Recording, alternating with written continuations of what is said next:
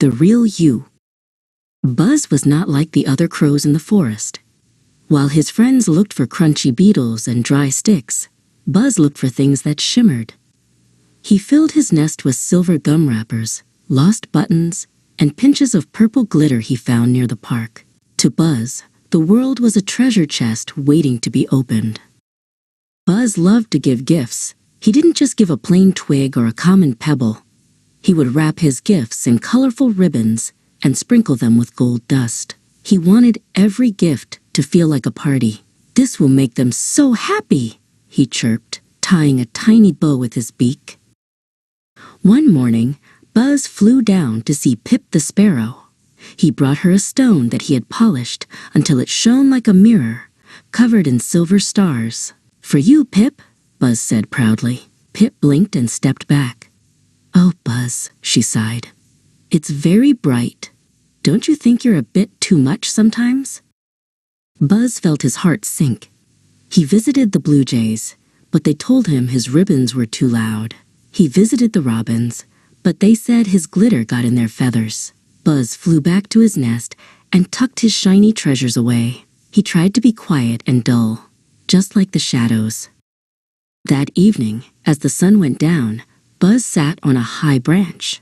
He felt very lonely without his sparkles. Suddenly, two large, golden eyes opened in the hollow of a nearby tree.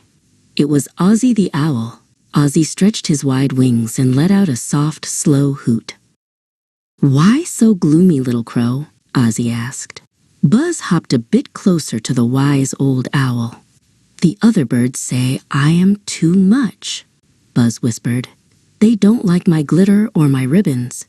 I think I should stop being so sparkly and just be a regular crow." Ozzy looked at Buzz for a long time.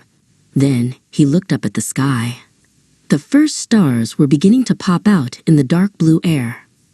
"Look up there, Buzz," Ozzy said. "Do you see those stars? They are very bright. They twinkle and flash all through the night." "Are the stars too much?" Ozzy asked with a smile. "They are very loud with their light, aren't they? But the night would be very cold and very dark without them. The world needs things that shine, Buzz. It needs the things that only you can give." Buzz thought about this. "But they said I was too much," he repeated. Ozzy patted Buzz's wing gently. "The real you is a gift, Buzz.